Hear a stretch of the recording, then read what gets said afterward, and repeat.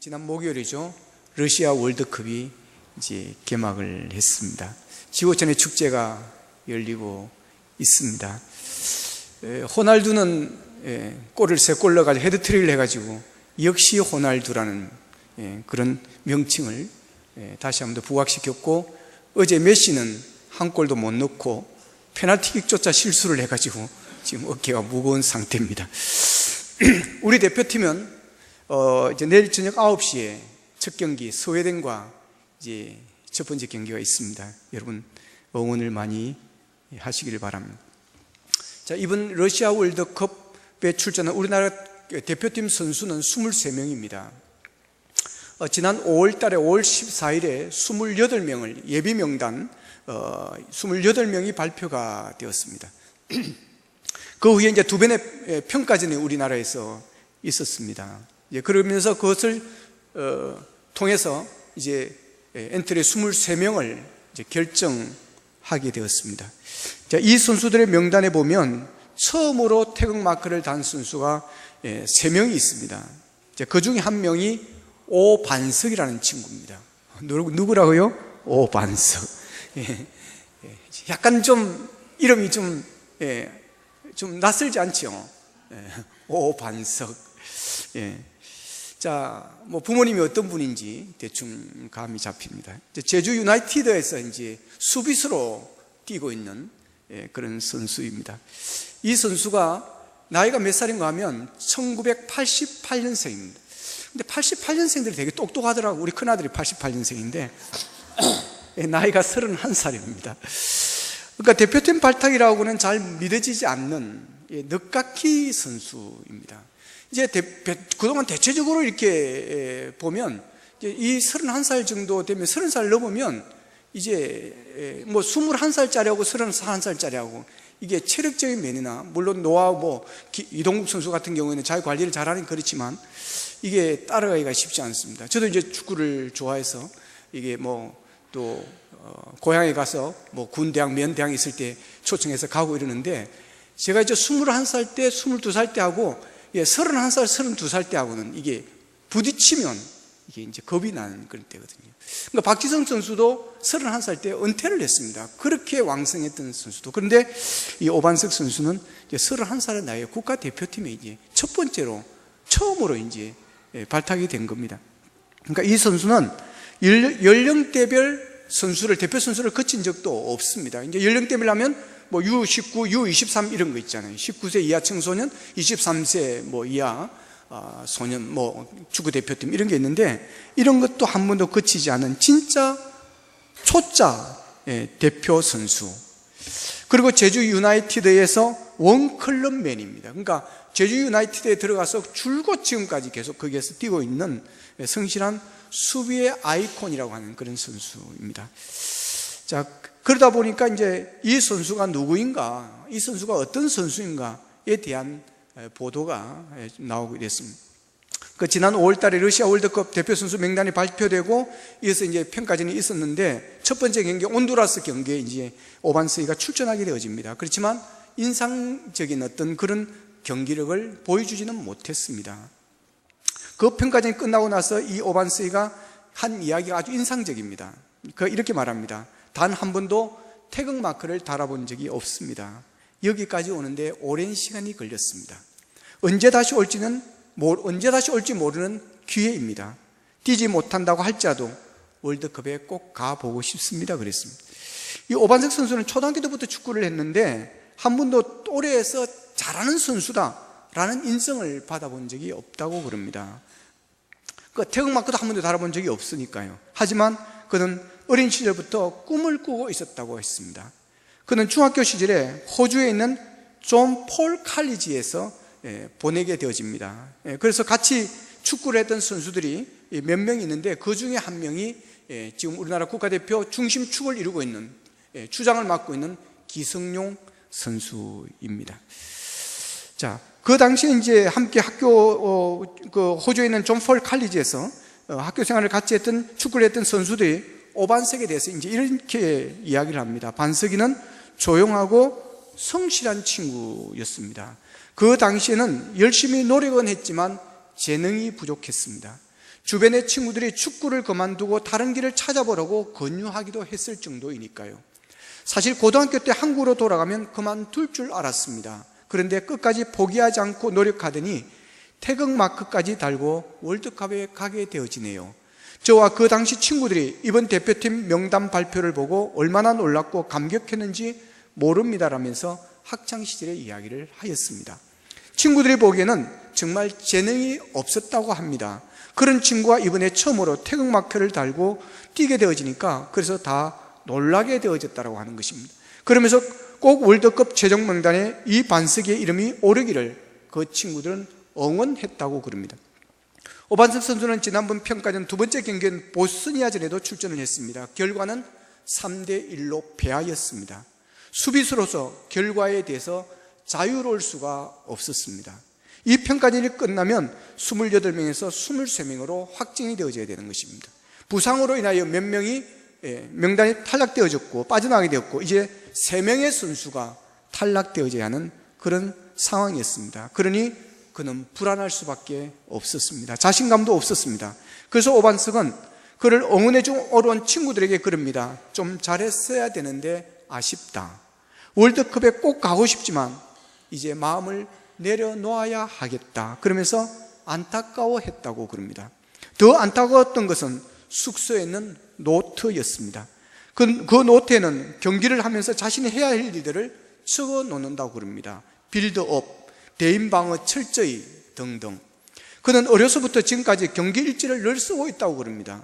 그리고 해야 할 일에 대해 메모를 해놓고 계속해서 읽으면서 마인드 컨트롤을 해나간다고 하는 것입니다. 이것은 마인드 컨트롤이 아니라 그의 기도일 것입니다. 훈련뿐만 아니라 생활 속에서도 그는 온통 축구에 대한 생각뿐이었다고 그럽니다. 그래서인지 한 해설위원은 그에 대해서 어느 순간부터 제주팀이 좋은 성적을 거두고 있었다. 그 중심에는 탄탄한 수비가 있었다. 2년 전부터인가 오반석이라는 센터백이 눈에 들어왔고 그가 대표팀에 선발되어야 한다고 주장해왔다. 그는 제공권과 대인방어가 뛰어난 K리그 최상급 센터백이기 때문이다라며 오반석 선수가 대표팀에 뽑히는 것은 당연한 일이라고 그랬습니다. 여러분, 오반석 선수가 또 이런 이야기를 합니다. 하루하루가 마지막으로 생각합니다. 내가 그런 마음가짐으로 노력하지 않으면 이 자리를 지킬 수가 없습니다. 지금까지 그래왔고 앞으로도 그렇게 할 것입니다. 그가 말한 이 몇 문장 속에서 우리는 그의 축구 인생의 철학을 알 수가 있습니다. 그가 이 자리까지 오는 동안 이런 마음가짐으로 살아왔던 것입니다. 그렇게 그의 태극마크는 운이 아니었습니다. 노력의 대가였습니다. 그가 지금까지 흘려왔던 땀의 결과였던 것입니다. 그는 포기하지 않았습니다. 여기까지 오는데 참 오랜 시간이 걸렸습니다. 여러분, 오반석 선수는 대표팀 선수들 중에 팬들에게 존재감이 있는 선수가 아닐 수도 있습니다. 주전이 아니게 그라운드에서 긴 시간 나서지 못할 수도 있습니다.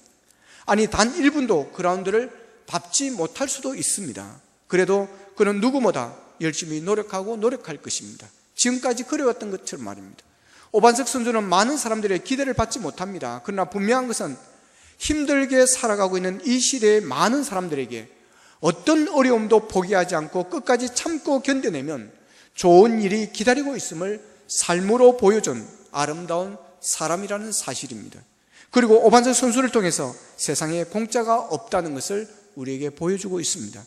오반석 선수가 우연하게 국가대표가 된 것이 아니었습니다. 태어날 때부터 가지고 있었던 특별한 소질로 인하여 저절로 국가대표가 된 것이 아니었습니다.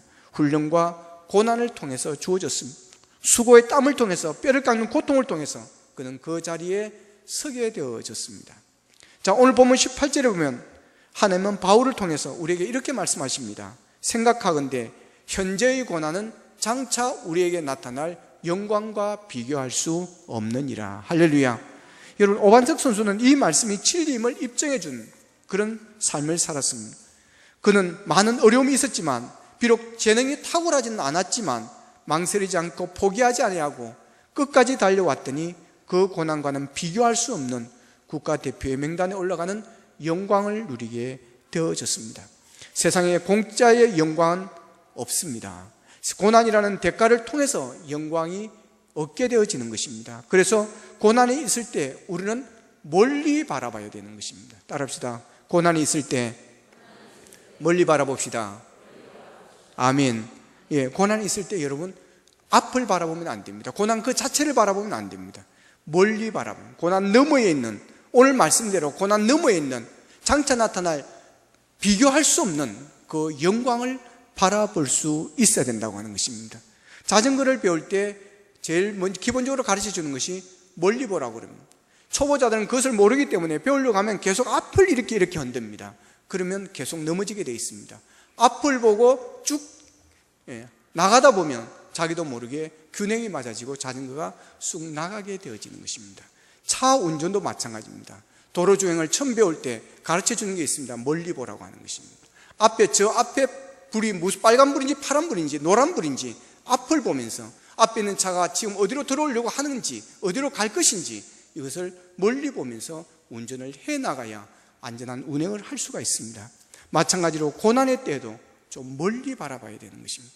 현재의 고난, 장차 우리에게 나타날 영광과 비교할 수 없다는 것은 고난이 있을 때 멀리 좀 바라보라고 하는 것입니다. 멀리에 있는 그 영광을 기대하고 그 영광을 바라보라고 하는 것입니다.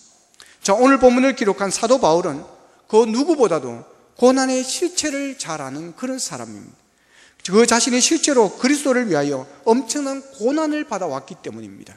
고린도후서 11장 23절에서 27절에 보면 바울이 자신이 그리스도를 위하여 겪었던 고난들에 대해서 이야기합니다. 여기에 보면 내가 수고를 넘치도록 하고 옥에 갇히기도 더 많이 하고 매도 수없이 맞고 여러 번 죽을 뻔하였고 유대인에게 40에 하나 감한매를 5번 맞았고 3번 태장으로 맞고 1번 돌에 맞고 3번 파선을 하였고 일주야를 깊은 바다에서 지냈고 여러 번 여행하면서 강의 위험과 강도의 위험과 동족의 위험과 이방인의 위험과 신의 위험과 광야의 위험과 바다의 위험과 거짓 형제 중에 위험을 당하고 또 수고하고 애쓰며 여러 번 자지 못하고 줄이며 목마르고 여러 번 굶고 춥고 헐벗었다고 그렇게 이야기하고 있습니다. 그가 세상에서 받아야 될 그런 고난들은 여기에 다 들어있습니다. 엄청난 고난을 받았다고 하는 것입니다. 바울은 그가 그리스도를 위하여 받는 고난들을 모두 묶어서 저울의 한쪽 편 위에 올려놓았습니다. 그리고 바울의 그 저울의 또 한쪽 편에는 자신이 장차 그리스도와 함께 누릴 모든 영광을 거기에 올려놓았습니다. 사실 사도 바울은 장래의 영광에 대해서도 체험적으로 잘 아는 그런 사람이었습니다. 그는 셋째 하늘 곧 나군에 올라갔다 온 그런 사람입니다. 고린도후서 12장 1절 2절에 보면 바울은 장차 자신이 나군에서 그리스도와 함께 누릴 영광을 이렇게 기술합니다. 무익하나마 내가 부득불 자랑하노니 주의 환상과 계시를 말하리라. 내가 그리스도 안에 있는 한 사람을 아노니 그는 14년 전에 셋째 하늘에 이끌려 간 자라. 그가 몸 안에 있었는지 몸 밖에 있었는지 나는 모르거니와 하나님은 아신다고 그렇게 이야기합니다. 여기서 바울은 셋째 하늘에 끌려간 한 사람을 소개하고 있습니다. 그것은 바로 자기 자신이었습니다. 이때 바울의 몸 안에 있었다면 그의 육이 영과 함께 나군에 올라갔던 셈입니다. 만일 그가 몸 밖에 있었다면 그의 영만 나군에 올라갔던 것입니다. 계속해서 고린도후서 이어서 12장 3절 4절에 보면 내가 이런 사람을 아노니 그가 몸 안에 있었는지 몸 밖에 있었는지 나는 모르거니와 하나님은 아시느니라. 그가 나군으로 이끌려가서 말로 표현할 수 없는 말을 들었으니 사람이 가히 이르지 못할 말이로다. 그럼 자, 바울은 성령의 감동을 받고 성경을 13권이나 기록한 그런 위대한 하나님의 사람입니다. 그럼에도 불구하고 그는 자신이 나군에서 들은 말과 또한 그가 본 놀라운 영광을 도무지 사람의 말로는 표현할 길이 없다고 그랬습니다. 그만큼 바울은 나군의 영광에 압도를 당해버린 것입니다. 바울은 저울의 한쪽에 자신이 당한 현재의 고난을 올려놓고 다른 한쪽에는 자신이 장래에 누릴 영광을 올려놓았습니다. 서로를 비교하기 위해서였습니다. 결과는 비교할 수 없도다. 비교할 수 없다고 하는, 비교가 안 된다라고 하는 것입니다. 그렇습니다. 고난은 경한 것입니다. 그러나 영광은 중한 것입니다. 고난은 일시적입니다. 그러나 영광은 영원한 것입니다. 고난은 이 땅에 받습니다. 그러나 영광은 하늘나라에서 받습니다. 고난은 사람에게서 옵니다. 그러나 영광은 하나님께로부터 오는 것입니다. 그러므로 바울은 고난 너머에 있는 찬란한 영광을 바라보았습니다. 바울은 그리스도와 함께 받을 영광을 소망하면서 그리스도와 함께 고난 받기를 즐거워했습니다.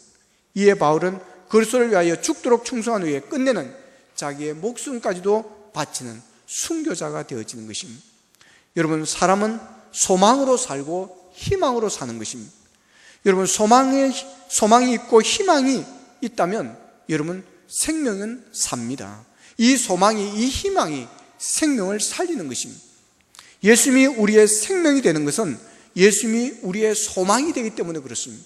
그래서 찬송가에 보면 이 몸의 소망 무엇인가 우리 주 예수뿐일세, 그렇게 찬양하는 것입니다. 여러분, 현실이 살기에 아무리 어렵고 힘들어도 뚜렷한 희망만 있다면 여러분 그 어떤 어려움도 극복해낼 수 있습니다. 바울의 경우 그러한 희망이 있었습니다. 그에게 희망은 체험적이었습니다. 다른 사람이 볼 때 바울과 같은 고난의 상황이 있다고 한다면 현실을 비관하고 스스로 목숨을 끊든가 아니면 고난을 가져다주는 원인을 포기해버리고 고난이 없는 현실을 선택하였을 것입니다. 그러나 바울은 두 가지 다 선택하지 아니하였습니다. 그렇게 하여야 할 이유도 없었습니다. 왜냐하면 그러한 현실에서 더욱더 허구적인 유토피아가 아닌 진정한 희망의 미래에 참여해갈 수 있었기 때문입니다. 어떤 사람의 경우 고난이 없는 현실, 그가 원하는 바라는 바를 무엇이나 다 할 수 있는 현실을 살아가지만 언제나 체험적으로 절망과 답답함과 어둠을 맛보며 살아갈 수 있습니다. 그와 반대로 현실에서 가난하게 힘들게 많은 것을 유보하며 살아가지만 언제나 열려진 희망을 체험하면서 확신과 기도 가운데, 기쁨 가운데 살아갈 수도 있습니다. 바울은 바로 후자의 경우에 해당합니다. 그는 현실에서 전혀 희망 없이 살아가고 있음에도 불구하고 현실에 넘어서는 그 영광을 체험하면서 그는 살아갔던 것입니다. 그리고 그에게는 하나님으로부터 받은 약속이 있었습니다. 바울이 내다본 장차 올 세상은 현재 신음하고 있는 피조물이 모두 파멸되는 그런 세상이 아니었습니다. 바울이 체험 가운데서 내다본 미래는 능력의 하나님의 손 안에서 모든 피조물이 치유되고 보상되고 용서되고 화해되는 그런 미래였습니다. 바울에게 있어서 이 세상의 미래는 모든 피조물을 억압하고 짓누르고 있는 죄로 파멸하는 미래가 아니었습니다. 그와는 반대로 하나님의 영광으로 가득 찬 미래였습니다. 현재의 어둠이 결코 그 하나님의 영광을 넘어설 수 없는 영광의 미래였습니다. 그래서 바울은 현실의 고난을 참을 수가 있었습니다. 바울에게 있어서 절제와 인내는 그가 선취한 미래 때문이었습니다. 그래서 바울과 실라는 빌립보 감옥에서 그 어두운 현실에 손상되지 않고 묶여있지 않은 하나님의 나라의 체험 가운데 그는 하나님을 찬양하였습니다. 그때 감옥이 흔들리고 옥문이 열리고 그들을 채운 착고가 풀려지게 되었습니다.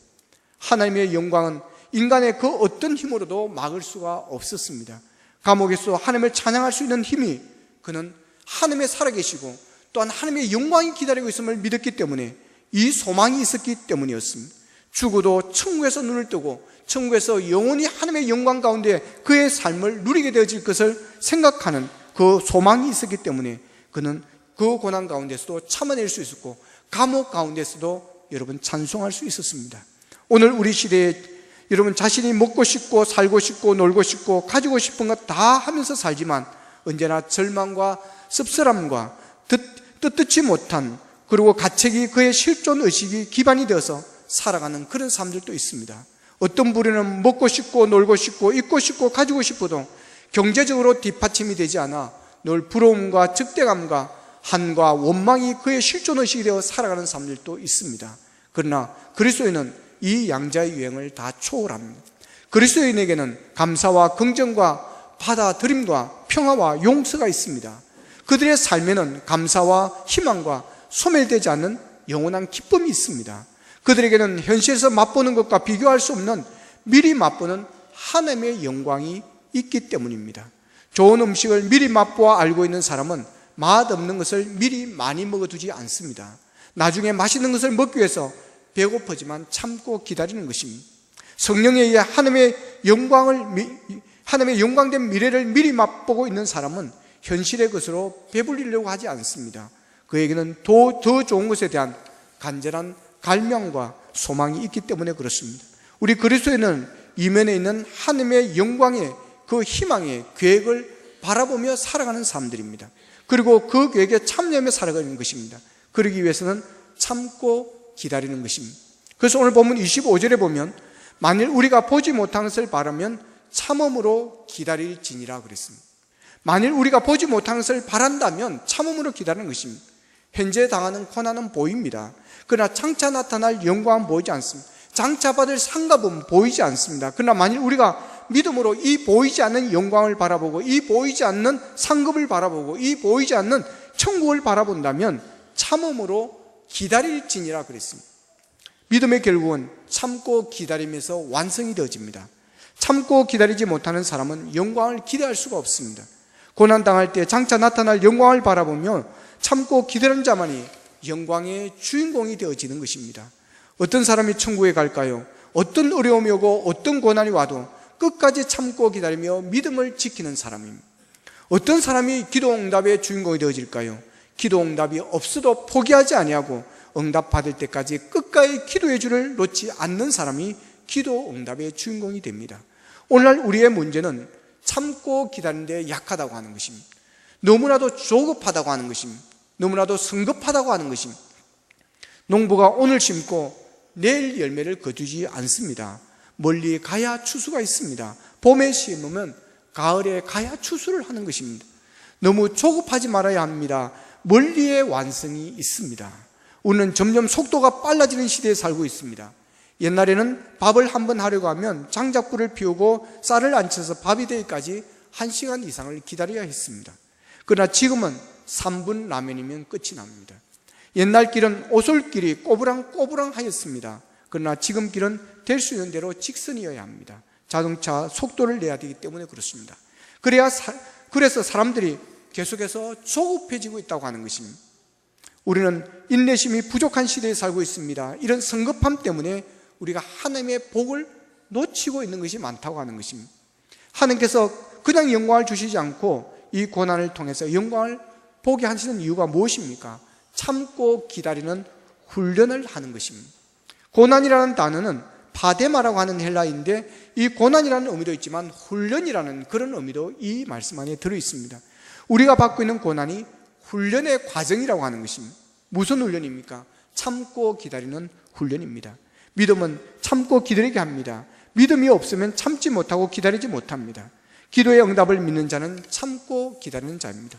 모든 것이 합력하여 선을 이루는 것을 믿는 자는 참고 기다립니다. 장차 나타날 영광을 믿는 사람은 현재의 고난을 참고 기다리며 이겨내는 것입니다.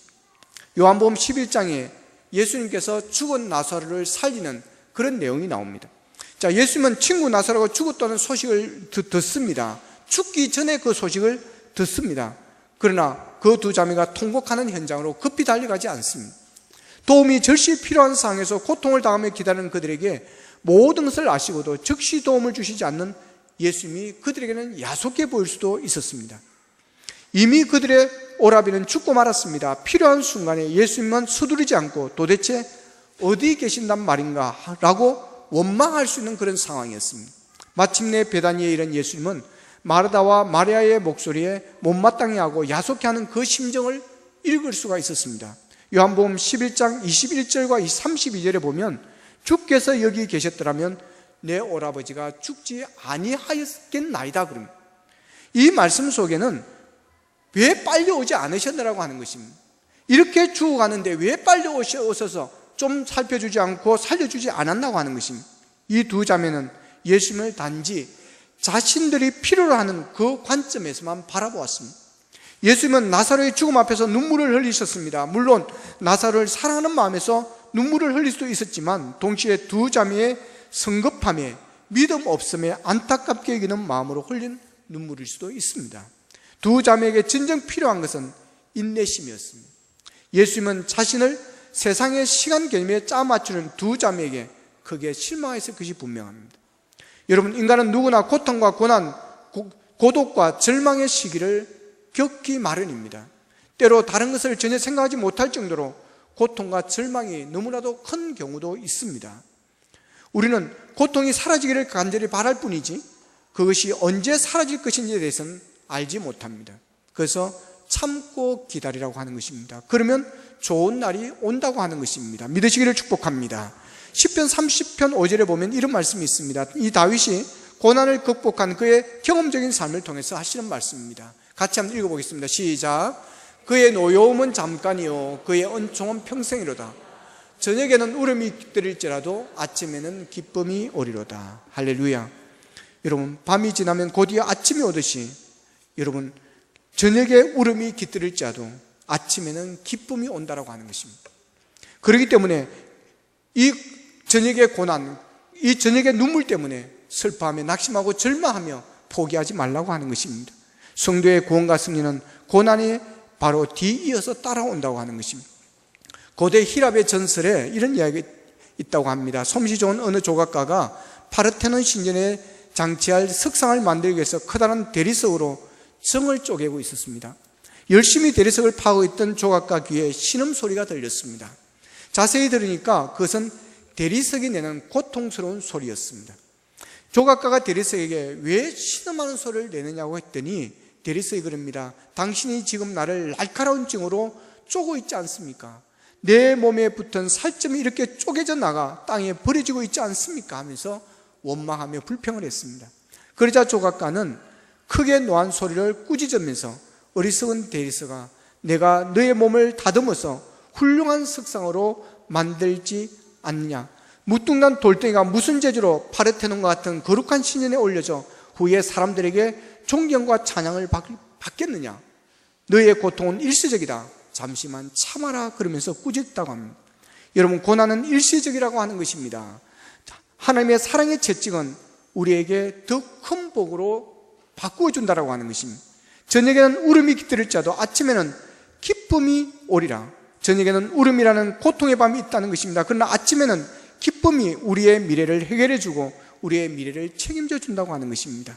그러므로 아침에 기쁨을 맛보기 위해서는 저녁의 고통을 길이 참고 기다려야 하는 것입니다. 야고보서 5장 11절에 보면 보라, 인내하는 자를 우리가 복되다 한다고 그랬습니다. 인내하는 사람이 복이 있다고 하는 것입니다. 우리는 욥의 인내를 통해서 하나님께서 인내하는 자에게 어떤 은혜와 축복을 베푸시는지를 우리는 잘 알고 있습니다. 욥은 자신이 닥친 커다란 고난을 단련의 훈련의 과정으로 보았습니다. 그래서 욥기 23장 10절에서 나의 가는 길을 그가 아시나니 그가 나를 단련하신 후에는 순금같이 나온다고 그랬습니다. 결국 욥은 모든 고통과 어려움을 참고 견뎌서 갑절의 복을 받게 되어지고 정결하고 아름다운 신앙인의 모습을 우리에게 보여주었습니다. 이처럼 하나님께서 끝까지 하나님을 신뢰하고 인내하는 자를 긍휼히 여기시고 복을 주십니다. 하나님께서는 우리에게 아무런 의미도 없는 고난을 주시지 않은 줄로 믿으시기를 바랍니다. 고난은 반드시 우리가 미처 깨닫지 못하는 하나님의 오묘한 뜻이 그 속에 담겨져 있습니다. 우리도 고난을 당할 때 축복의 청신으로 깨달아야 하겠습니다. 욥과 같은 인내로 우리 앞에 놓인 고난도 극복하는 우리가 되기를 원합니다. 하나님은 오래 참고 기다리시는 자를 복된 인생이라고 말하시는 것입니다. 그들의 결말을 하나님께서 보장해 주시고 하나님의 사람들은 그 결말이 반드시 합력하여 선을 이루는 그런 아름다움으로 마무리되어지기 때문입니다. 혹 이 자리에서 더 이상 인내하지 못하고 포기하려고 하는 분이 계시지 않습니까? 가정 안에서 고난이 너무 힘들어, 학업이 너무 힘들어, 사업이 너무 힘들어, 직장 생활이 너무 힘들어 더 이상 인내하지 못하고 포기하려고 하는 분들은 계시지 않습니까? 하나님께서 침묵하시고 계시는 것처럼 보인다 할지라도 여러분 욥처럼 믿음을 잃지 말고 끝까지 참고 기다리며 여러분 견뎌내기를 바랍니다. 기도하며 나아가기를 바랍니다. 반드시 현재 당하는 고난으로 나중에 더 큰 영광을 누리게 해주실 것입니다. 여러분, 오늘 말씀을 통해서 하나님은 우리에게 긍정적인 세계관을 가지게 하십니다. 언제 어떤 경우에도 얻는 것이 있다고 하는 그런 세계관입니다. 고난 속에서 잃어버리는 게 있습니다. 그러나 절대로 잃어버리는 것만 있는 것은 아닙니다. 또한 오늘 본문은 종말론적 세계관을 가지게 해줍니다. 하나님의 경륜 속에서 이 모든 것이 합력하여 선을 이루고 그날에 주께서 다 갚아주실 것을 믿고 이것이 면류관을 받는 기름을 믿고 나아가는 그런 세계관입니다.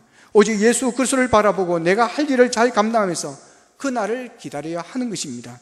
그날이 우리의 최고의 위로와 상급이 될 것을 확신하기 때문에 그렇습니다. 여러분, 이 세상에서의 고난은 결코 저주가 아닙니다. 그 고난 때문에 우리는 장차 나타날 영광의 주인공이 되어질 것입니다. 그런데 장차 나타날 최고의 영광은 여러분 천국이요 면류관입니다. 이보다 더 큰 선물이 없고 이보다 더 큰 상급이 없습니다. 그러기에 이 세상에서 좀 더 가지고 사는 것은 여러분 주셔도 그만 안 주셔도 그만입니다. 이제 남은 삶은 종말론적 신앙으로 주님 만날 날을 준비하면서 살아가는 그런 삶입니다. 그런 삶에 주님 오실 날을 준비하며 살아가는, 주님 만날 날을 기대하는 사람은 현재의 고난 가운데서도 절망하지 않습니다. 오히려 환난 가운데서 기뻐하며 찬송하며 나아갈 수 있습니다. 사랑의 원자탄 손양원 목사님이 계십니다. 한평생을 나병 환자, 한센병 환자들을 위해서 살았습니다. 일제강점기 때 신사참배를 거부하다가 6년 동안 옥살이를 하였습니다. 여수 순천 반란 사건 때 공산주의자가 두 아들 동인이와 동신을 총살을 했습니다. 그때 손양원 목사님은 그 아들을 총살한 두 아들을 원수로, 그 원수를 자기 아들로 양자로 삼고 그들을 뒷바라지합니다. 이러한 손양원 목사님을 이해할 수 있는 노래가 있습니다. 복음성가 주님 고대가입니다.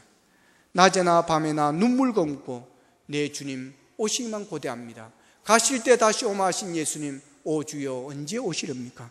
고적하고 쓸쓸한 빈 들판에서 희미한 등불만 밝혀 놓고 오실 줄만 고대하고 기다리오니 오 주여 언제 오시렵니까? 먼 하늘 이상한 구름만 떠도 행여나 내 주님 오시는가 해 머리 들고 멀리 멀리 바라보는 마음, 오 주여 언제나 오시렵니까? 내 주님 자비한 손을 붙잡고 면류관 벗어들고 찬송 부르며 주님 계신 그곳에 가고 싶어요. 오 주여 언제나 오시렵니까? 신부되는 교회가 흰옷을 입고 기름 준비 다 해놓고 기다리오니 도적같이 오심하고 하신 예수님, 오 주여 언제나 오시렵니까? 천년을 하루같이 기다린 주님, 내 영혼 당하는 것 볼 수 없어서 이 시간도 기다리고 계신 내 주님, 오 주여 언제 오시렵니까? 여러분, 주님 고대갑니다. 낮에나 밤에나 눈물 머금고 내 주님 모시기만 고대합니다. 가실 때 다시 오마 하신 예수님, 오 주여 언제나 오시렵니까? 여러분, 이 노래는 손양원 목사님의 신앙의 종말론적 신앙이었음을 보여줍니다. 손양원 목사님은 날마다 주님 오실 날을 기다리며 살았습니다. 주님을 만날 날을 고대하며 살았습니다. 그러니 현재 당하는 고난, 이것은 그는 견뎌낼 수 있었고 참아낼 수 있었고, 그 고난 가운데서도 여러분 자기 아들을 죽인 자를 양자로 삼아 뒷바라지를 할 수 있었고, 여러분 나병 환자들의 그 고물을 입술로 빨아내는 그런 일까지도 감당할 수 있었습니다. 여러분의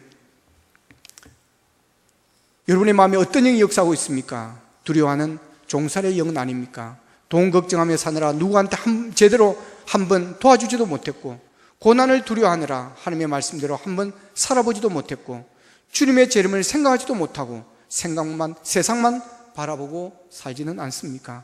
장차 나타날 영광을 바라보며 현재 당하는 고난을 이겨낼 수 있기를 바랍니다. 현재 당하는 고난에 절망하거나 절대로 포기하지 마시기를 바랍니다. 장차 나타날 영광과 상급을 바라보십시오. 그리고 길이 참음으로 기다리십시오. 그래 장차 나타날 영광의 날에 멸류관의 주인공이 되기를 원합니다. 본문 18절입니다. 생각하건대 현재 당하는 고난은 장차 나타날 영광과 비교할 수 없느니라. 기도드리겠습니다. 말씀 붙잡고 우리 함께 기도하기를 원합니다. 하나님, 고난이 있습니다. 힘듭니다. 아픕니다. 괴롭습니다. 살아갈 희망이 보이지 않습니다. 하나님, 오늘 말씀을 통해서 힘을 주시니 감사합니다. 눈을 뜨게 하시니 감사합니다. 멀리 바라볼 수 있도록 인도하여 주시니 감사합니다. 아버지 하나님, 앞에 것만 보았습니다. 현재 당하는 고난만 바라보았기에 절망했고 낙심했고 아버지 하나님 좌절했습니다. 이제는 아버지 하나님 어떤 고난을 당한다 할지라도, 어떤 시련과 환난이 온다 할지라도 하나님 아버지 이제는 눈을 들어 멀리 보기를 원합니다. 위를 바라보기를 원합니다. 장차 나타날 영광, 하나님께서 준비해 놓으신 아버지의 멸류관을 바라보기를 원합니다. 하늘나라를 바라보기를 원합니다. 주님 만날 날을 우리가 바라보기를 원합니다. 그래 현재 당하는 고난을 이겨내게 하여 주옵소서. 참고 이겨내게 하시고 극복하게 하시고 기다릴 수 있기를 원합니다. 그래야 장차 나타날 영광의 날에 주인공이 되어지게 하여 주시옵소서. 그래야 아버지 하나님이 환난 날에도 기뻐하며 즐거워할 수 있는 믿음을 허락하여 주시옵소서. 다 같이 한 목소리로 기도드리겠습니다. 아버지 하나님, 은혜를 감사합니다. 오늘 또 우리에게 말씀을 주신 아버지 하나님, 현재 당하는 고난 때문에 우리는 아버지 절망하였습니다. 현재 당하는 어려움 때문에 우리는 낙심하였습니다. 아버지 하나님, 이 고난이 우리의 끝이고 아버지 이 그늘이 아버지 우리의 굴속과 같았습니다. 끝이 없어 보입니다. 아버지 하나님이여, 끝이 없어 보입니다. 아버지 하나님, 희망을 가질 수가 없습니다. 소망을 가질 수가 없습니다. 그러나 오늘 말씀을 통해서 우리에게 주시니, 말씀하여 주시니 감사합니다. 힘을 내라, 미래가 있느니라. 장차 나타날 영광이 있느니라. 장차 좋을 일이 있으니라. 장차 성공이 있느니라. 장차 미래가 있느니라. 아버지 하나님, 말씀 듣게 하시니 감사합니다. 이제는 참겠습니다. 이겨내겠습니다. 극복하겠습니다. 절망하지 않겠습니다. 일어서겠습니다. 하나님, 이제는 눈을 들어 멀리 바라보게 하여 주시고 환난 중에서 기뻐하며 즐거워할 수 있는 믿음으로 이게 하시고 아버지 하나님의 현재 신앙으로 살아갈 수 있도록 인도하여 주시고 하나님 아버지 있도록 인도하여 주시옵소서. 감사합니다. 하나님, 현재 당하는 고난이 참 어렵습니다. 힘듭니다. 희망이 보이지 않고 하나님 앞이 보이지 않고 컴컴하고 동굴 속과도 같습니다. 그래서 절망하고 낙심할 수밖에 없었습니다. 이런 우리에게 다시 우리에게 말씀을 주시니 감사합니다. 장차 나타날 영광과 비교할 수 없다고 하셨습니다. 하나님, 이제 눈을 들어 멀리 보기를 원합니다. 주를 바라보기를 원합니다. 우리 앞에 나타날 영광을 바라보기를 원합니다. 주님께서 준비해 놓으신 좋은 날을 기대하기를 원합니다. 하나님 아버지, 이제는 이겨내게 하시고 극복하게 하시고 참고 기다릴 수 있기를 원합니다.